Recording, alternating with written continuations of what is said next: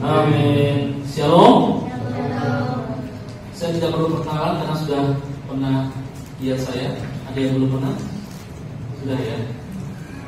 Beberapa bulan yang lalu saya pernah datang ke kampus saudara dan kita bahas sesuatu hal. Masih ada yang ingat? Halo, masih ada yang ingat? Halo? Saya nyampaikan 3 hal tentang fungsi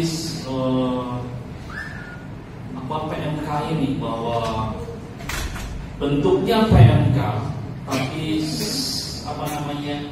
situasinya atau kondisinya atau dalamnya adalah House of lupa. Ada yang masih ingat? Yang ingat saya kasih kedua. Lupa. Yang pertama apa? House of Prayer, rumah doa. Yang kedua House of Healing, rumah kesembuhan. Yang terakhir House of Praise. Jadi kita mau ketika kita berkumpul dalam sebuah wadah PMK USA, kita membangun sebuah suasana, ada doanya, ada kesembuhan di situ, dan ada puji-pujiannya di situ. Itu yang saya sampaikan di beberapa bulan yang lalu. Tapi tema yang diberikan saya di hari ini cukup agak dalam, ada sesuatu yang berat bagi saya menyampaikan, tapi saya mencoba untuk membuat saudara mengerti tentang tema ini. Kita gambar diri, saudara. Jadi next, kita akan lihat bahwa gambar diri ada sebuah atau berkaitan identitas diri. Sebelum saya masuk ke situ, saudara pernahkah berpikir bahwa kita bangsa Timur atau khususnya orang Indonesia atau kita orang Jawa, pernahkah kita berpikir bahwa banyak dari bangsa kita tidak bisa tembus sampai ke internasional? Jadi itu tidak semua orang atau bahkan pendeta pun jarang yang sampai go internasional. Pernah nggak berpikir seperti itu? Banyak dari kita hanya jatuh kandang mungkin cuma lingkup RT, RW, kecamatan, kota, hanya sampai ke nasional, tapi untuk menembus ke internasional sangat jarang. Karena seringkali orang Timur atau bangsa Timur kita lihat latar belakang, kita hidup dalam penjajahan yang dengan identitasnya sedikit rusak, saudara. Makanya di sini kita lihat identitas diri adalah lensa yang kita pakai untuk melihat diri kita sendiri. Jadi kalau saudara pagi-pagi melihat cermin, siapa yang saudara lihat? Jalan. Ketika lihat cermin tadi pagi, siapa yang saudara lihat? Diri sendiri. Dalam arti lebih dalam lagi, ketika saudara lihat cermin, apakah saudara melihat orang yang berhasil atau pribadi yang gagal?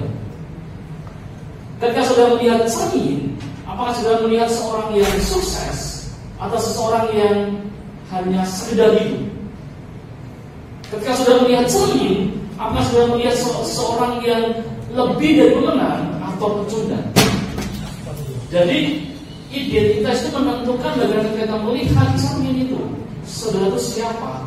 Itulah identitas kita. Jadi ketika kita melihat identitas ini, kita akan lebih tahu bahwa ketika kita melihat cermin, kita akan melihat bahwa kita itu apa nilai yang kita pakai untuk melihat identitas ini. Itulah identitas diri. Saya suka tadi tentang kesaksian yang luar biasa atas rekan di tempat ini tentang masalah dana, karena saya juga pernah seusia saudara dan saya juga pernah jadi ketua kita juga, betapa repotnya cari dana. Tapi saya mau lihat bahwa semua orang punya porsinya masing-masing, punya Tuhan sedang uji kepercayaannya masing-masing.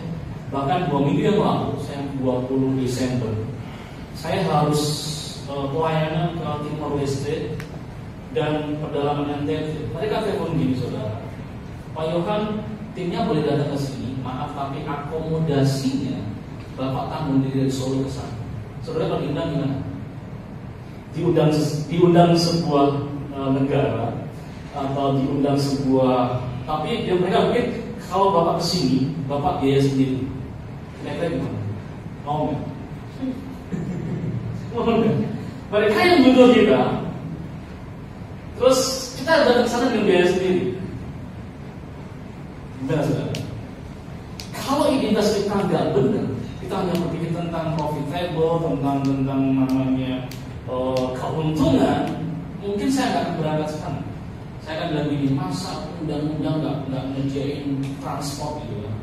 Dan ketika saya buka Traveloka, karena saya bersama istri dan anak-anak dan tim, dan saya ketika buka Traveloka untuk berangkat itu 1 UMR Solo. Berarti kalau PP, berarti 2 kali UMR Solo, kali 4, anak saya 2, cewek-cewek. Kelas 6 sama kelas 5 masih SD. Dan berarti kalau kita cuma pesawat ke sana, belum jalan darat, terus karena saya akan mengurangi biaya karena kalau Timor Leste langsung 2 kali lipatnya. Saya harus turun Kupang dulu, baru perjalanan 12 jam naik travel dan ternyata tidak ada AC-nya, angin cendil 12 jam. Saya mau ceritakan ini supaya saudara ngerti bahwa nanti kita nanti identitas kita seperti apa ketika kita diperhadapkan dengan sesuatu yang bagi kita mungkin tidak wajar lah tidak. Dan akhirnya saudara, berarti kalau 4 orang, berarti 8 kali UMR Solo, berarti saya harus 8 bulan kalau saya kerja. Dan saya mau bagikan adalah seperti ini. Ketika identitas saya adalah hamba Tuhan, saya adalah orang yang disuruh untuk melayani, yang saya tahu, saya utusannya Tuhan. Kalau ini pekerjaan Tuhan, Tuhan yang sudah atur semuanya. Seperti ini ketika PNP dengan retreat, saudara, kalau ini pekerjaannya, Tuhan yang sudah atur untuk memberkati supaya hari ini terjadi. Yang singkatnya namanya. Jadi saudara, nanti kalau saudara pengen jadi hamba Tuhan, saya mau kasih istilah keluarnya. Tuhan kita baik. Sebelum saya berlatar belakang teologi, S1 saya adalah matematika. Jadi saya seorang MIPA, bukan FKIP, jadi sains, murni logik. Saya sering bergaul dengan komputer, pemrograman, dan Tuhan panggil saudara. Kalau secara logika nggak mungkin saya seorang yang sangat logik, saya seorang yang sangat berhitung dalam sesuatunya, tapi ketika Tuhan panggil, ternyata berbeda jauh dengan apa yang saya pelajari. Jadi saya sekarang mengambil S2 teologi, dan saya sudah perlu waktu dalam beberapa tahun terakhir. Kembali ke tadi ke Timor Leste. Akhirnya saya datang ke sana, dan puji Tuhan kita sampai ke sana, dan ada beberapa ketika saya diperhadapkan dengan keuangan seperti itu, saya cuma berdoa, Tuhan, kalau ini pekerjaanmu berbeda dengan 2 tahun yang lalu. Kalau 2 tahun yang lalu Tuhan sudah sediakan semuanya, saya tinggal berangkat, saya punya tabungan yang saya sudah, dan kemarin berbeda. Tuhan sedang menguji bagaimana kita bergantung penuh sama Tuhan. Kebetulan ada Tuhan yang memberikan dananya buat kami berangkat, separohnya, dan puji Tuhan kita sampai ke sana. Seperti itu. Dan singkat cerita, saya mau pegang gini. Ketika kami masuk ke pedalaman NTT, Timor Leste cuma 6 hari. Dan saya masuk ke daerah NTT luar biasa. Saya melihat mereka antusias dan memuji Tuhan. Kan masa-masa Natal, mereka datang jam 6 sore, pulang jam 12 malam. Jadi kita ibadah 3-4 jam tidak terasa, saudara. Dan saya lihat medannya sangat-sangat berat. Saudara bersyukur di kota Solo, ketika mau kemana-mana tinggal pencet handphone saudara, Grab datang, ya kan? Gojek datang, GoCar, GrabCar. Saudara ketika lapar, pilih makan mie, makan nasi goreng, makan seblak, datang nih. Di sana nggak ada saudara. Mereka mengandalkan hanya alam. Dan saudara kalau mandi pakai air apa? Aqua. Kan dari coklat itu mahal sih. Di sana ada hujan saudara. Jadi kalau hujan itu musim hujan, mereka punya penampungan dari talang itu masuk ke air, diundangkan, itu yang mereka pakai buat mandi. Buat sehari-hari. Kalau tidak, mereka datang ke mata air, dia bawa jerigen cuma 2 liter, mereka mandikan di situ, dia pulang lagi seperti itu, dan dia cuma makan jagung, namanya bose. Dan pasar cuma hari Selasa, itu 7 kilo. Dan kadang-kadang ada jalan yang tidak bisa dilewati oleh mobil, harus jalan kaki. Suatu ketika tahun 2007 saya masuk ke daerah Togi, dan ketika berangkat ada yang longsor. Kami naik mobil, mobilnya adalah carry pickup, jadi kayak kambing di belakang itu kita semuanya. Ya seperti itu. Kita jalan setengah di situ dan pulangnya jam 12 malam. Kalau lewat situ pasti bahaya karena jurang hancur, longsor. Akhirnya kami jam 12 malam harus potong jalan menemui sebuah sungai. Sungai itu lewat jalan biasa, tapi waktu sorenya kena banjir harus kesapu habis, batu-batu udah mulai besar-besar. Akhirnya jam 1 malam kita harus menata batu sampai jam 4 pagi. Seperti saudara. Kalau identitas saya belum benar, saya nggak mau, saudara. Jadi saudara, malam pagi ini kita akan belajar tentang identitas ini supaya saudara ngerti siapa saudara di hadapan Tuhan. Akhirnya jam 5 pagi baru sampai base camp. Besoknya kita ke daerah namanya Boti. Ada sebuah suku yang di sana yang mungkin belum kenal Tuhan, suku yang mereka tidak kenal teknologi, dan kami harus datang ke situ harus jalan kaki 45 derajat lereng ini. Pulang jam 12 malam jalan kaki juga, capeknya minta ampun. Kembali kalau ke identitas diri saya nggak benar, saudara. Yang terjadi adalah saya nggak mau buang-buang uang. Total perjalanan hampir 40 juta, saudara. Bayangin, saudara. Dan saya dan keluarga terbiasa seperti itu karena identitas diri kami sudah berbeda. Bahkan kalau saya lihat seusia saudara kalau kuliah, saya tinggal di sebuah gereja karena kami sedang mengalami kesulitan ekonomi. Bapak saya nggak bisa membiayai saya kuliah, saya harus tinggal di gereja, saya harus biayai kuliah sendiri dari semester 1 sampai selesai. Tinggal di gereja, saya harus ngelesi matematika, dan saya harus ngeles, dapat uang saya kumpulin, setiap 6 bulan sekali saya bayar semesteran. Pagi saya kuliah, sorenya saya ngelesi, gitu terus seperti itu. Dan akhirnya kami juga lulus. Yang saya mau kasih tahu buat saudara adalah identitas diri adalah lensa yang kita pakai untuk melihat diri kita sendiri. Selanjutnya, kenapa identitas ini jadi penting? Karena dari identitasnya kita menemukan harga diri. Nilai kita letakkan atas diri kita sendiri. Ini jadi penting karena segala sesuatu ada nilainya. Saudara kalau mau ketika masuk di sebuah butik atau pakaian, apa yang pertama kali saudara lihat? Mungkin bagus gitu, ya kan? Terus setelah itu lihat apanya? Harga, benar? Oke. Saudara lihat, contohnya ada sepatu Nike. Wah, saya suka banget nih sepatu Nike, luar biasa. Saya suka karena suka basket mungkin. Kalau nggak buat basket, buat kesehatan bagus. Atau sepatu apa yang saudara suka? Selain Nike, harganya lumayan. New Balance, Adidas, pun bagus. Ketika kita lihat, pegang, wah keren nih bahannya. Tapi kita lihat di belakangnya ada harga 2,8, apa yang terjadi? Saudara letakkan? Atau saudara, ada ukuran lain kan? Atau gimana saudara? Biasanya gimana? Letakkan, wah sepatu kayak gini mahal, ada. Kalau lihat, wah ini bagus sekali nih. Saudara, harga menentukan itu saudara. Jadi kadang-kadang harga diri ini tergantung. Jadi kita punya penilaian yang berbeda atas sesuatu, sehingga nilai tersebut menentukan tindakan kita. Jadi ketika kita melihat sepatu dan kita lihat harganya, itu akan menentukan langkah selanjutnya. Setuju? Kalau sudah punya uang banyak dan sudah menabung, oke. Kalau belum, pandangannya berbeda. Sepatu kayak gini aja mahal, cuma diinjak-injak aja juga mahal, gitu kan? Ya kan? Jadi harga itu menentukan. Orang juga melakukan apa seperti itu. Dan saudara ketahui bahwa harga diri sering dirusak oleh namanya dosa. Suatu ketika ada orang yang berpacaran. Siapa yang sudah berpacaran angkat-angkat? Yang nanti putus. Ya satu, ayo yang lain kan enggak? Ayo. Nah, ketika orang berpacaran, dia punya harga diri dengan standar yang luar biasa, saudara.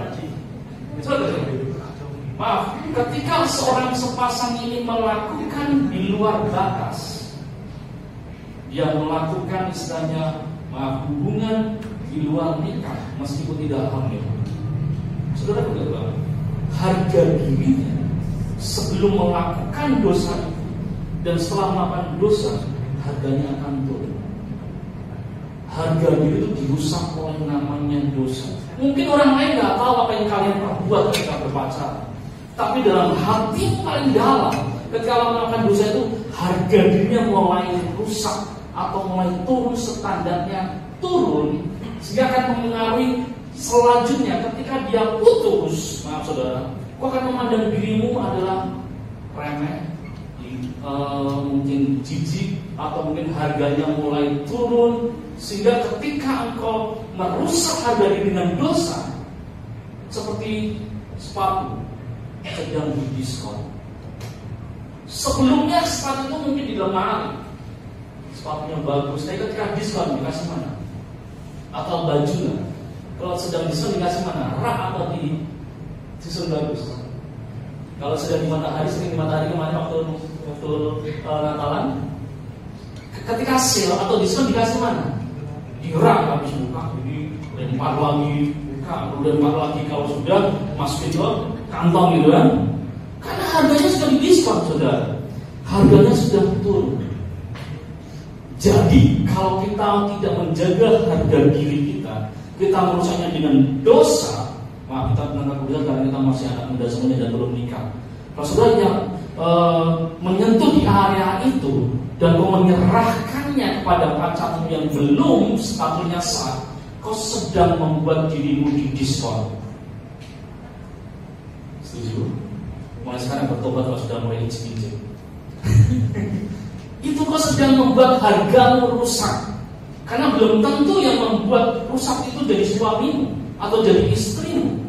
Kau sedang merusaknya, juga merusak dirimu. Sehingga meskipun tampak kau ceria, tapi ketika kau merusaknya dengan dosa, dalam dirimu timbul sebuah cermin yang membuat kau, aku sudah tidak layak lagi, aku tidak kudus lagi, aku sudah berdosa. Dosalah yang merusaknya itu. Kita kembali lagi ke Taman Eden. Ketika Adam dan Hawa mulai mengincipi apa namanya dosa, pemberontakan, dia tahu namanya telanjang. Dia merusak harga dirinya. Setiap hari dia bisa ketemu dengan Tuhan, karena dia merusaknya dengan makan buah pengetahuan itu. Dia sedang membuat standarnya Tuhan hilang. Roma 3 berkata, manusia telah berbuat dosa dan telah kehilangan kemuliaannya, kehilangannya standarnya. Sehingga ketika kita jadi anak-anaknya Adam dan Hawa di sekarang, ada potensi untuk merusak harga itu. Sampai di sini jelas atau semakin tidak jelas? Oh, ingat ya. Jadi identitas ini diri itu muncul namanya harga diri. Mulai sekarang saudara pikir bahwa harga dirilah yang perlu kita jaga supaya kita tidak dirusak oleh dosa. Dosa perzinahan, dosa percabulan, dosa apalagi pembunuhan, dosa pencurian, dosa banyak sekali, saudara. Saya setiap bulan melayani di Rutan Solo. Saya bertemu banyak orang-orang yang sedang merendahkan harga diri. Ketika kasusmu apa? Korupsi. Kasusmu apa? Melecehkan anak kecil. Kasusmu apa? Membunuh. Kasusmu apa? Narkoba. Banyak sekali kasus di situ dan saya setiap bulan melihat bukannya cowok, cewek pun juga ada. Saya melihat mereka, bukan mereka tidak ngerti, tapi karena ada sebuah ikatan dari masa lalu Adam dan Hawa, ada DNA yang diturunkan untuk merusak harga diri, dan dia nggak ngerti caranya melepaskan ikatan ini, sehingga dia hanya sekedar melakukan hidup ini karena dia nggak ngerti masa depannya seperti apa. Ketika orang tidak ngerti masa depannya, dia sedang merusak harga diri. Karena penciptaan pertama tentang gambar diri, Tuhan punya gambaran yang besar buat anak-anaknya. Jadi ketika Adam dan Hawa diberi sebuah mandat, dia ingin bahwa Adam dan Hawa ini merawat sebuah taman ini sehingga dia tiap hari berbicara dengan Tuhan. Next, harga diri yang kita letakkan atas diri kita sendiri menentukan bagaimana perlakuan orang lain terhadap kita. Jadi suatu ketika ada yang curhat gitu kan, Mas, saya hamil. Ini saya selalu begitu karena kita masih muda semuanya. Mas, saya hamil, kok bisa gitu? Lah, kalau orang bisa melakukan itu, seperti itu, orang lain pun menentukan bagaimana orang lain memperlakukan, sampai pacarnya pun tidak menghargai. Sama-sama rusak, akhirnya dia melakukan hal dengan pertumbuhan yang dosa, akhirnya harga dirinya rusak, gambar dirinya rusak, sehingga timbul namanya konsekuensi. Hati-hati, saudara. hormon tidak punya hati nurani. Saya ulangi, hormon tidak punya hati nurani. Saudara mau WA di sini beberapa jam, mau main musik, bahkan seperti saya khotbah, tidak bisa rentan juga dengan namanya hormon itu. Jadi saudara tidak menjadi jaminan saudara pelayan Tuhan. Saudara mungkin papanya diakon yang bagian Katolik, atau kok anaknya gembala, kalau anaknya majelis. Setan nggak lihat itu saudara. Setan lihat celah di mana kita bisa dimasuki. Jadi yang penting kita lakukan sekarang adalah menemukan gambar diri yang bagus. Kita lihat sama-sama, kita masuk ke firman Tuhan. Kita beri Keluaran pasal yang ketiga, ayat 7-11. Kita buka habis suci yang tadi dalam novela.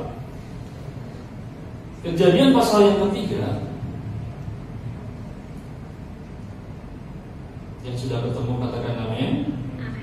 Oke, silakan baca.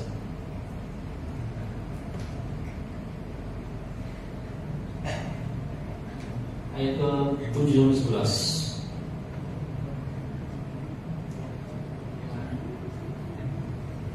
Maaf, Keluaran, Kejadian, maaf. Keluaran 3. Disebutkan bahwa dan Tuhan berfirman, aku telah memperhatikan dengan sungguh kesengsaraan umatku di tanah Mesir, dan aku telah mendengar seruan mereka yang disebabkan oleh pengerah-pengerah mereka. Ya, aku mengetahui penderitaan mereka. Sebab itu aku telah turun untuk melepaskan mereka dari tangan orang Mesir dan menuntun mereka dari negeri itu ke suatu negeri yang baik dan luas, suatu negeri yang berlimpah-limpah susu dan madunya, ke tempat orang Kanaan, orang Het, orang Amori dan orang Feris, orang Hewi dan Yebus.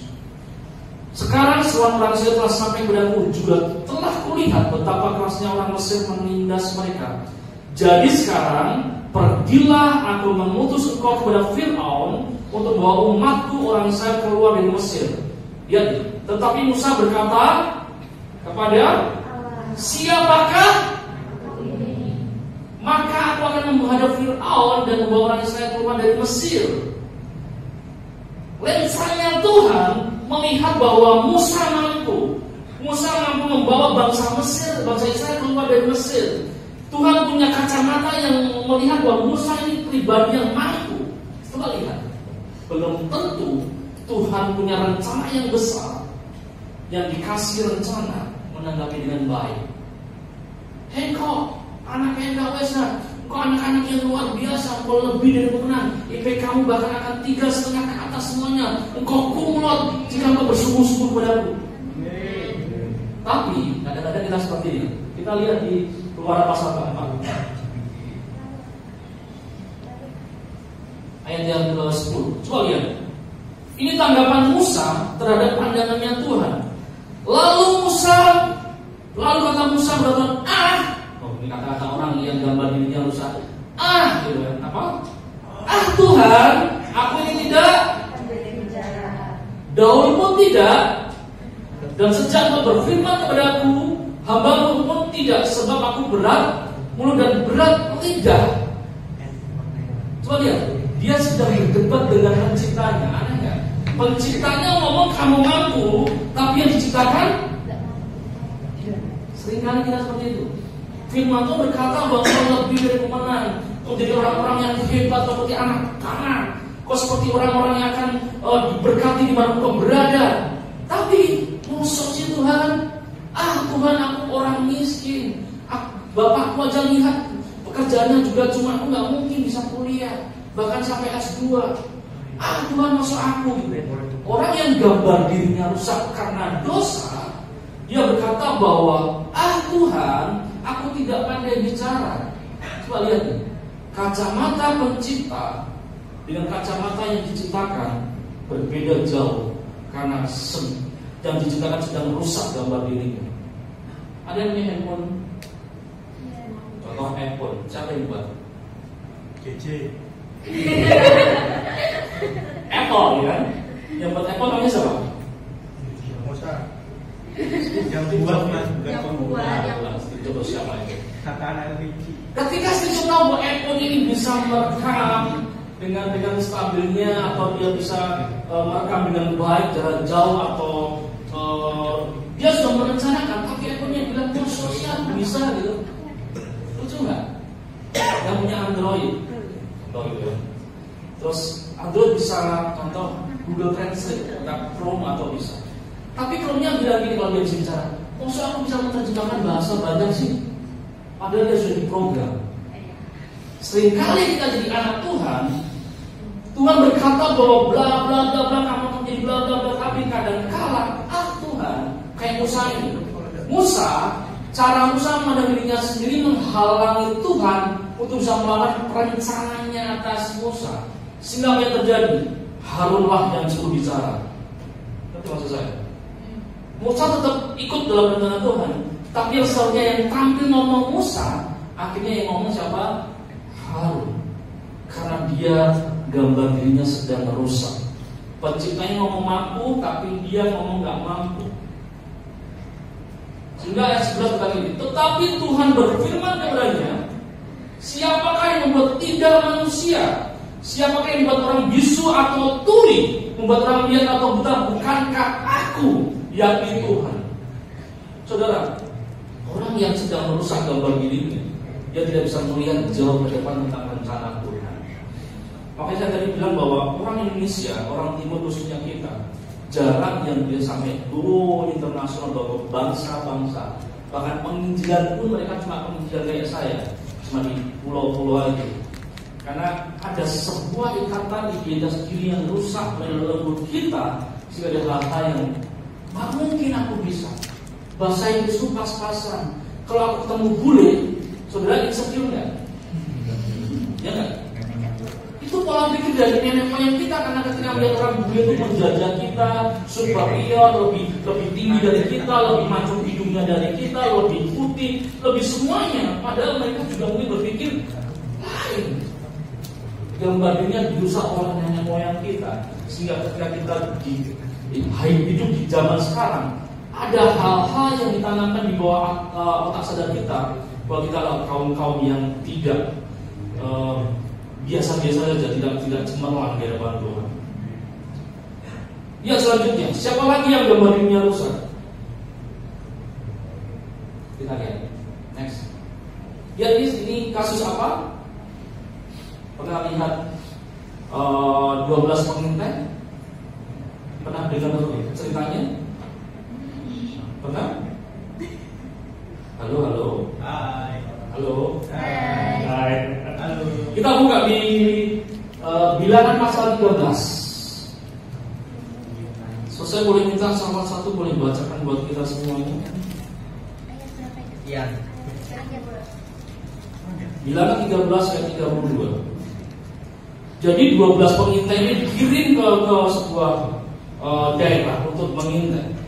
Kita akan lihat ada dua sisi di mana orang yang gambar dirinya rusak sama gambar dirinya dia sudah penuh. Ayat 32 berkata apa? Bilangan 13 ayat 32. Juga mereka menyampaikan kepada orang Israel kabar tentang negeri yang diintai mereka, dengan berkata, negeri yang telah kami lalui untuk diintai adalah suatu negeri yang memakan penduduknya, dan semua orang yang kami lihat di sana adalah orang-orang yang tinggi perawaannya. Ya, jadi ada 10 pengintai berkata bahwa saya melihat bahwa negeri yang telah kami intai adalah suatu negeri yang memakan penduduknya. Bayangin. Terus dan semua orang yang kami lihat di sana ada orang-orang yang tinggi perawakannya. Jadi dia insecure dengan apa yang dia punya, insecure bahkan gini. Dia punya pengalaman Tuhan mau membuat dia menang, tapi ketika dia melihat secara fakta, ya saudara, kami seperti ada juga kami lihat di sana orang-orang raksasa, orang enak yang berasal dari orang-orang raksasa, dan kami lihat diri kami seperti belalang, saudara. Orang yang gambar dirinya rusak, dia punya mindset belalang. Belalang kalau lihat bayi pun apa yang terjadi? Besar. Bayi yang lemah, dia nangis. Kalau kita berpikir kita belalang, dia adalah belalang, bayi itu juga besar. Jadi ketika kita punya gambar diri yang rusak, kita nggak bisa melihat sesuatu yang besar di sana. Kita nggak bisa melihat pertolongan Tuhan yang kemarin Tuhan tolong sekarang. Dia berpikir aku akan mati sekarang. Jadi kalau kita memposisikan diri kita seperti belalang, apapun yang sudah lihat akan kelihatan besar seperti raksasa. Raksasa adalah sesuatu yang besar. Dalam hidup sehari-hari, apa hal yang besar yang mengintimidasi saudara? Mungkin hanya perkataan, mana mungkin kamu bisa? Kamu bodoh. Lihat keluargamu. Kamu hidup cuma kontrak. Bapakmu kontraktor. Ada yang bapaknya kontraktor? Kontrak di mana-mana maksudnya. Setahun selesai kontrak lagi, selesai kontrak lagi, kan kontraktor seperti itu. Saya nggak pernah melihat orang tuaku bisa punya rumah sendiri. Bahkan saya nggak bisa melihat bapakku bisa beli mobil, beli motor. Bahkan aku kuliah ini kasih karunia. Ada seperti itu? Saya yakin nggak ya? Karena kuliah di swasta lumayan. Seperti itu. Saudara, apalagi kalau saudara punya gambar rusak kalau mendekati cewek yang lebih pintar, yang lebih kaya, berani saudara?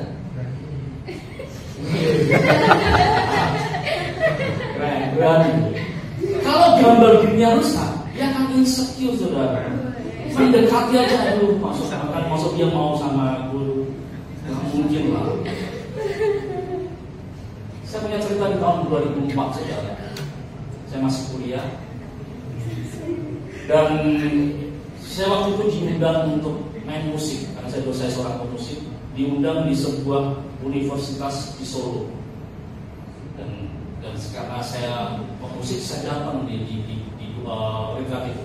Saya pikir pemusiknya adalah musik lengkap saudara. Ternyata saya diundang cuma gitar gembung. Dan ketika saya datang ke situ waktu itu gitarnya di taman. Ada seorang cewek yang keluar dari kamar. Cantik. Dan wajah oriental gitu kan. Dan wah saya lihat ini. Dan apa yang terjadi saudara? Kalau gambar diri saya rusak saudara, saya akan takut mendekatinya. Ngerti maksud saya? Saya belum punya apa-apa. Saya belum punya. Saya ke kampus masih jalan kaki. Kemana-mana nggak bisa. Saya tidurnya di gereja. Dan saya tidurnya bukan di kamar, di emper gereja saudara kan? Di emper di luar situ. Jadi di belakang di tiang, saya di belakang tiang ini pakai tikar sama bantal sama selimut satu. Jadi kalau hujan baru bayangin 2 tahun saya tinggal di gereja itu. Karena saya punya biaya, rumah saya di luar kota, daerah Karanganyar yang sisi yang utara. Kalau ke kampus UNS terlalu ribet dan gereja itu dekat dengan kampus untuk mengurangi biaya dan orang tua udah nggak bisa membiayai. Jadi saya biayai sendiri dari kuliah semester saya biayai semuanya sendiri. Kalau gambar diri saya rusak, saya nggak mungkin bisa mendekati cewek. Akhirnya saya dengan kenalan, saya bilang gini, besok Senin saya ke rumah.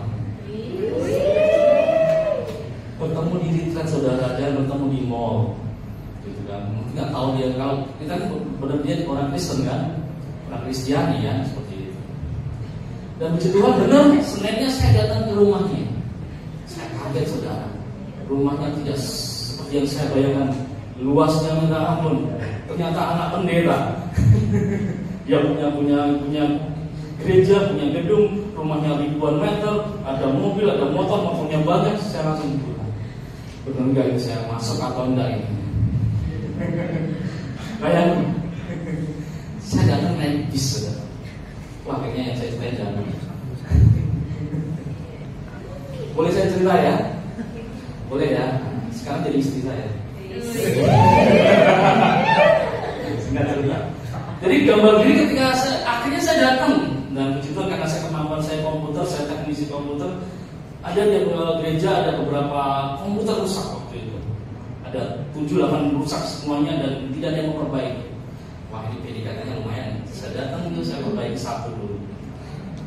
Bisa saudara nyala gitu. Berapa? nggak usah.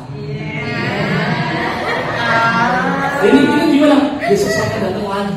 Bayangin 8 hari saudara. Akhirnya saya datang lagi. Itu tanggal 1 November. Tanggal 7 November kita jadian. Hilang kan? Wah, keren saudara. Bayangkan kalau gambar diri saya rusak, saya nggak mau mampu bisa mendekati orang yang lebih dari saya. Bayangin, saya naik bis, dia datang bawa mobil, bayangin. Itu maksud saya. Apa yang kita lihat di cermin itu menentukan siapa saudara. Kalau saudara minder gimana? Bayangin ketika saya kaget, naiknya mobil saudara. Saya naik bis menunggu berjam-jam datang. Yang ke kampus kita naik mobil, bahkan waktu itu naik motor gede gitu. Cewek saudara. Saya kaget. Aduh. Kalau saya gambar saya rusak, saya mundur teratur saudara. Mundur saya. Nah, akhirnya saudara tidak sampai situ. Ada halangannya. Ketika saya datang ke rumahnya sebelum jadian, ada cowok lain naik mobil. Wah, gimana saudara? Ganteng pak.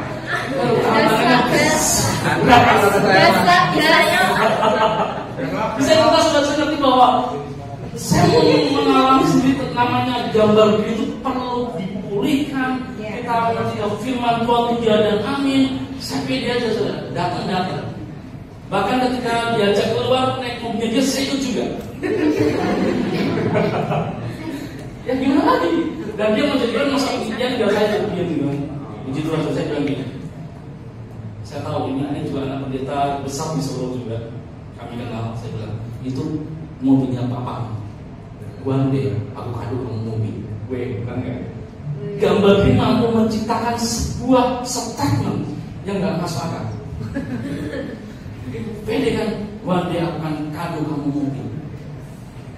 Kami jadian 2005, 2008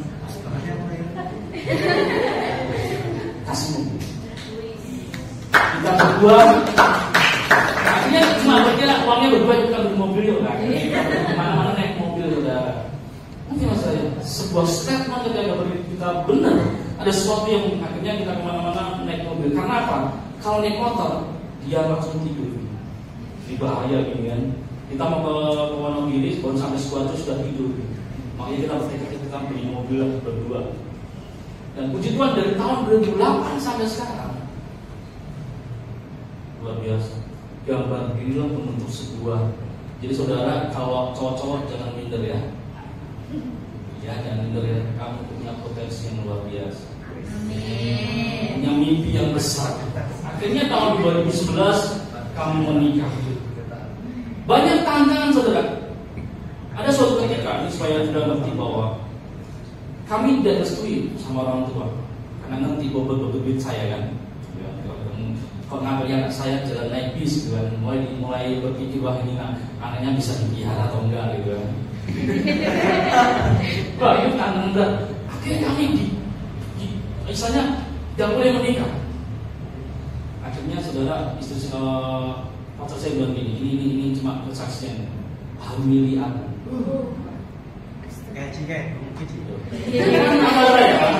Ini pacar saya dan kita mau menikah nggak direstui bilang hamili aku tidak direstui. Cowok-cowok gimana? Posisinya pacar saya sedang diusir dari rumah. Itu perdebatan yang kayak Yusuf, mulai menjauh atau mendekat. Kalau nggak terdekati, nanti sama orang lain. Kalau nggak saya jadi menikah, padahal ada 5 tahun pacaran. Itu dilema yang sangat berat saudara. Akhirnya ibu saya sambil ibu melakukan dulu menikah. Akhirnya kakakku lahir. Kami stay semua saudara. Tapi yang satu ini jangan kamu sentuh, biar ibu saya nanggung. Ibu saya terbuka dan kayak mengalami pemulihan keluarga karena keterbukaan. Akhirnya saya ingin ibu saya dan ingin no, tunggu restu dari orang tua. Tidak mungkin kita udah ditunggu beberapa kali gitu kan. Terus saya bilang no, aku mau first blessing. Nanti kita malam pertama kita nikmati, jangan sekarang. Wih, keren. Kalau saya tidak punya pengalaman ini, saya nggak akan bisa cerita. Dan ternyata enak Islam ini kan. Makanya hormon itu tidak punya hati nurani. Kan? Jadi ketika diperhadapkan, jangan meninggal nama Yesus berkilo berjina bercabut, nggak bisa saudara. Engkau harus selalu menjauh. Puji Tuhan saudara, ketika masa-masa kami banyak tantangan dan kami boleh setia dalam firman Tuhan, akhirnya kami diberkati kudus. Dan puji Tuhan saudara, kami sudah punya anak 2. Dan itulah hasil dari gambar diri yang benar. Cara memandang kita, diri kita, itu menentukan harga yang kita kasih buat kita. Kalau sudah didiskon, apa yang terjadi? Obral saudara, apalagi cewek jadi piala bergilir. Tahun ini jadi si A, tahun ini jadi sama B, C. Ketika menikah itu makasku sakit. Punya mantan itu sakit saudara, apalagi sudah pernah dicibir. Saudara, kita tahu di PMK ini orang-orang yang menjaga kekudusannya. Amin. Sampai siap menjaga kepercayaannya anak-anak.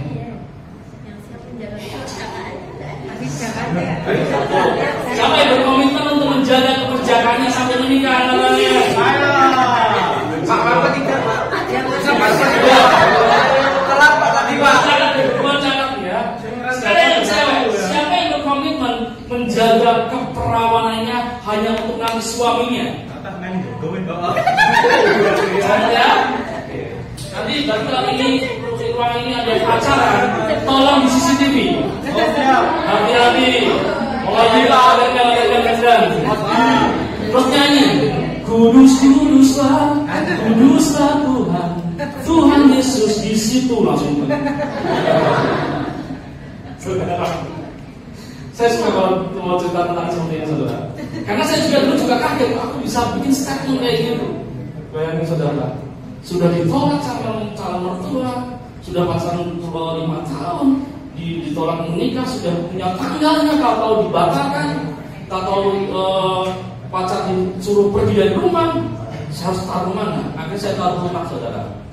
Karena ketika di jemaat-jemaat ngomong, jangan di situ, suruh pulang lagi. Tak pindah jemaat lain, suruh pulang lagi. Akhirnya ke rumah saya suruh tidur sama ibu saya, Bu, titip ya.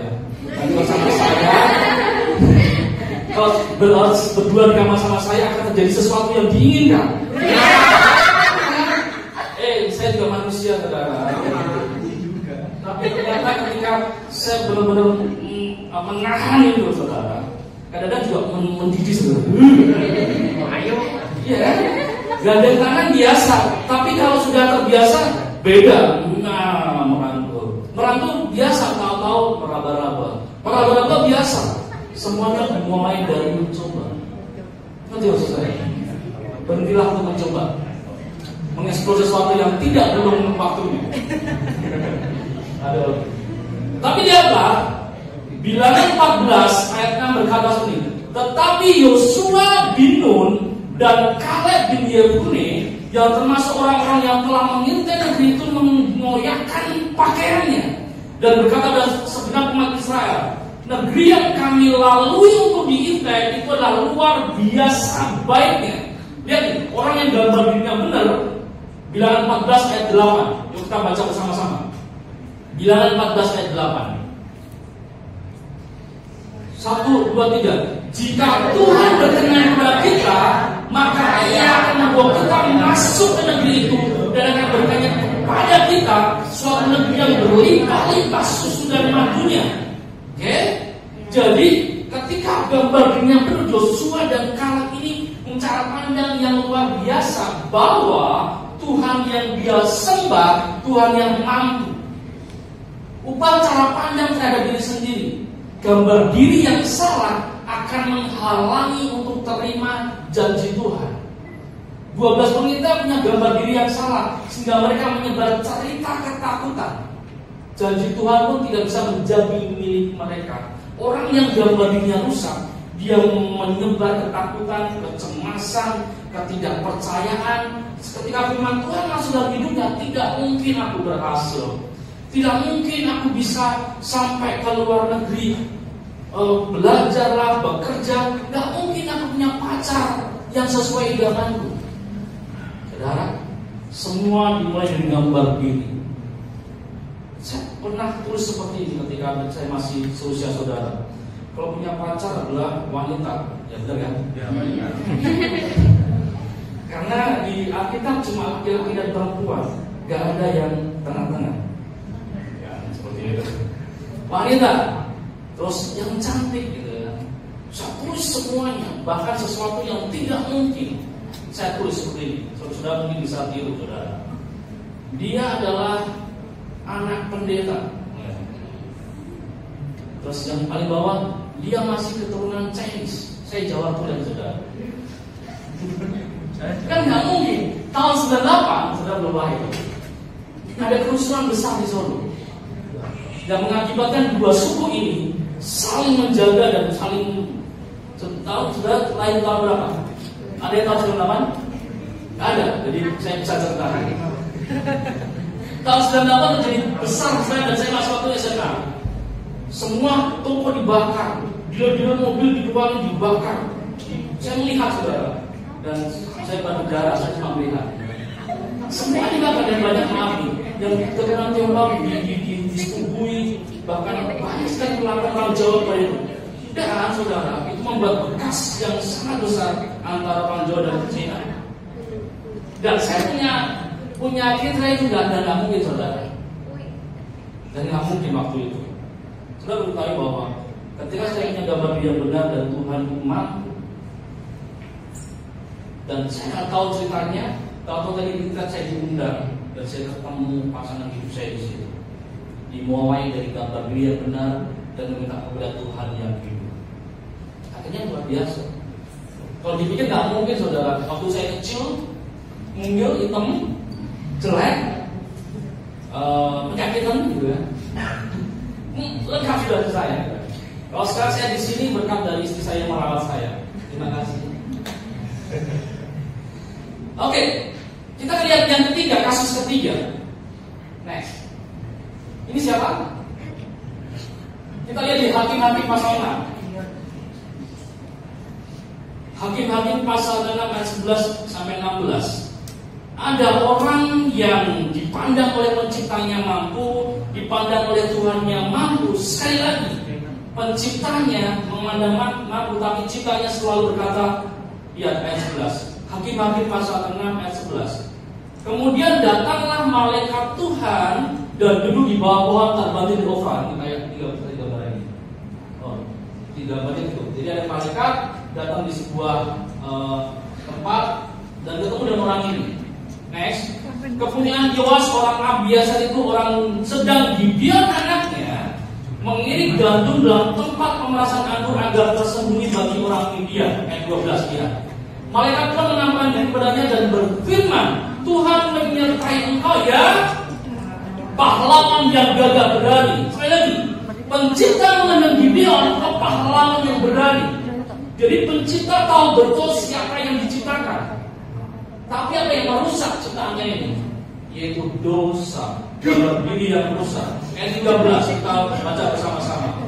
Jawab Gideon kepadanya, ini temannya besar. Gitu lagi kan?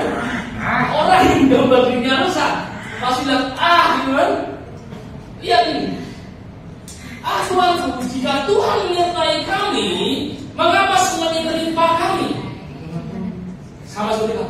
Masa sih Tuhan aku diberkati? Masa sih Tuhan kayak gini? Lihat keadaan rumah tanggaku, lihat orang tuaku, lihat semuanya tidak memungkinkan. Seperti Gideon.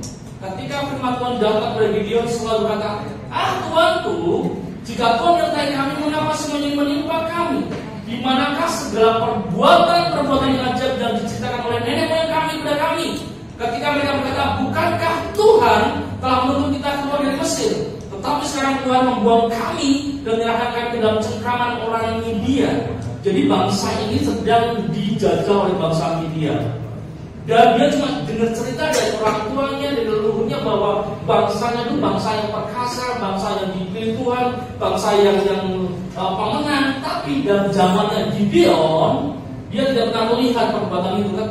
Akhirnya saudara, fakta yang terjadi dalam kehidupan saudara membuat gambar diri saudara terjadi. Kegagalan orang tua, kegagalan sekolahmu, kegagalan itu membuat gambar dirimu rusak.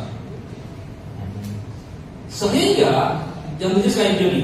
Lalu berpalinglah Tuhan kepadanya dan berfirman, pergilah dengan kekuatan ini dan selamatlah orang Israel dari cengkraman orang Midian. Bukankah aku mengutus engkau? Tetapi jawabnya padanya, apa lagi? Lagi. Gimana sih? Lagi. Jadi sudah sering berkata, Tuhanku, kayak Gideon. Dengan apakah akan diselamatkan orang Israel? Ketahuilah, kamu adalah yang paling kecil di antara suku Manasye, dan aku pun seorang yang paling muda di antara kaum padamu. Orang yang gambar dirinya rusak selalu beralasan.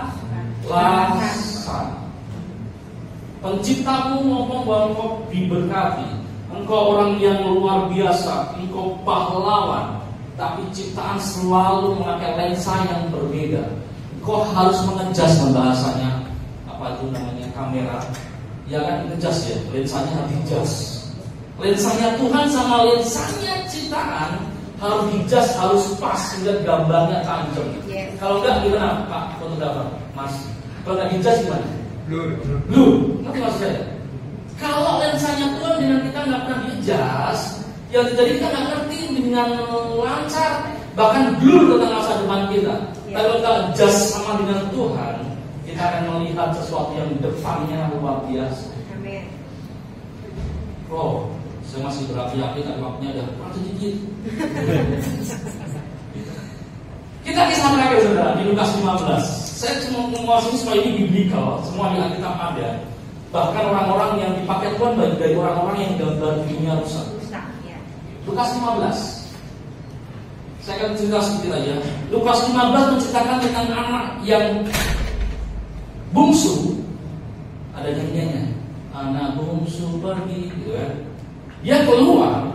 Ketika dia belum bersentuhan dengan dosa, dia sangat pede dengan bapaknya. Bapak, serahkanlah apa yang jadi hakku. Akhirnya dijual semua barang miliknya. Dia pergi ke kota berkoyak-koyak dan bersentuhan dengan dosa. Melacurlah, judi, semuanya dia lakukan sampai uangnya habis. Coba lihat, ketika dosa melekat dalam dirinya, cara berpikirnya tentang bapaknya itu berbeda. Kita baru Lukas 15. Lukas pasal 15.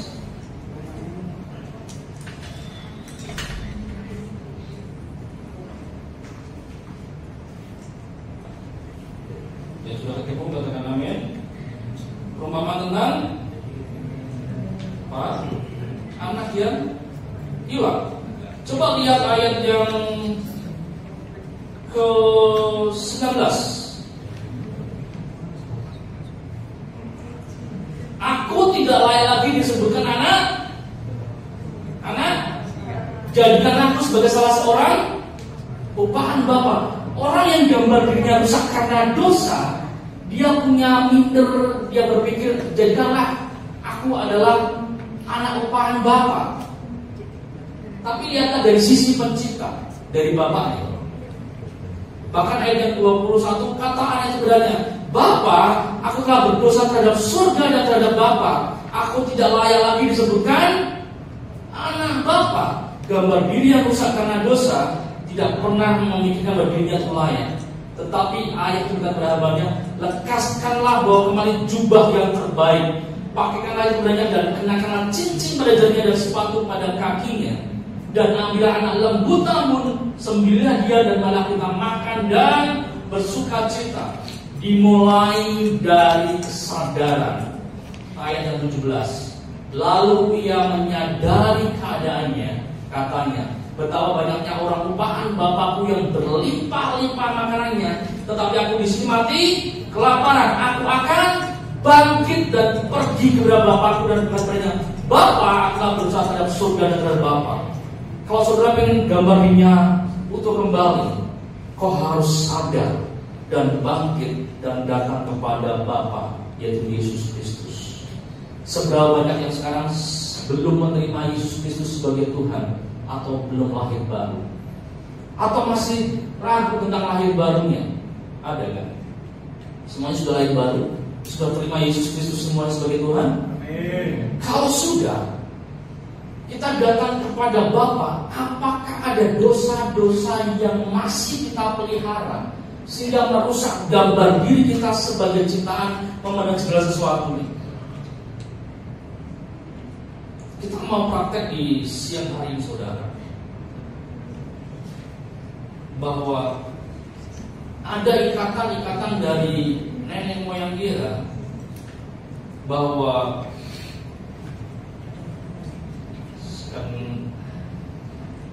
jadi gini, kita dilahirkan, saudara, dari bapak dan ibu, setuju?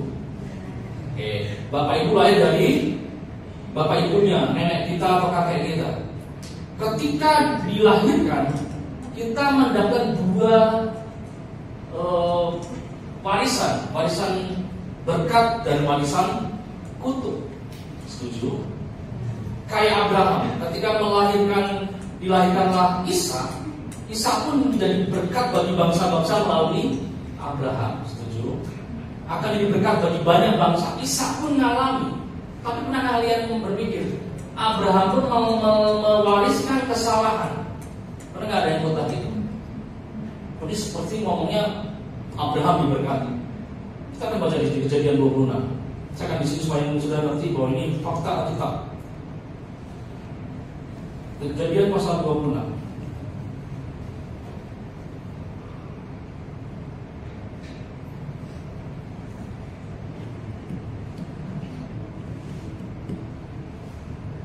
Ayat 7.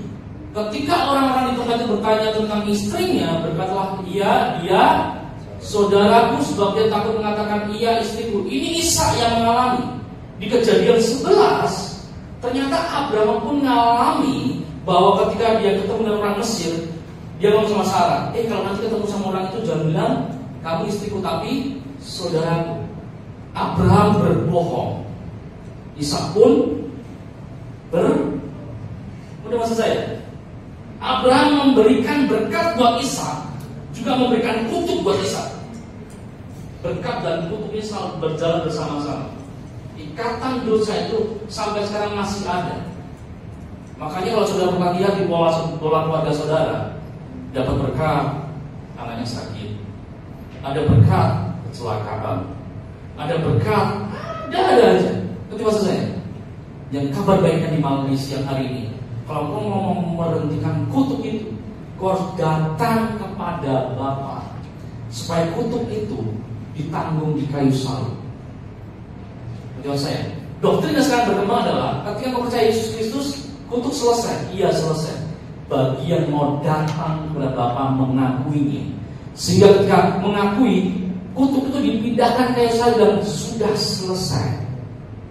Analoginya gini, Yohanes 3:16, karena begitu besar kasih Tuhan akan dunia ini, Dia mengaruniakan anaknya yang tunggal. Oke. Jadi anaknya yang tunggal buat siapa? Buat semua manusia, tetapi bagi yang percaya. Yang percaya, nggak percaya, nggak masuk surga. Kasih buat dunia, tapi ada syaratnya. Bagi yang percaya supaya tidak binasa. Sama.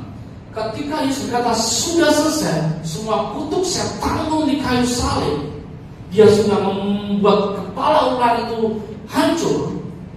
Kutuk selesai bagi orang yang mau datang kepada aku ngomong, aku bela dia. Jadi ketika pendakwa datang untuk membuat kekacauan, membuat kebangkrutan, membuat kegagalan, Yesus maju selangkah. Dia sudah ngomong sama aku membela dia.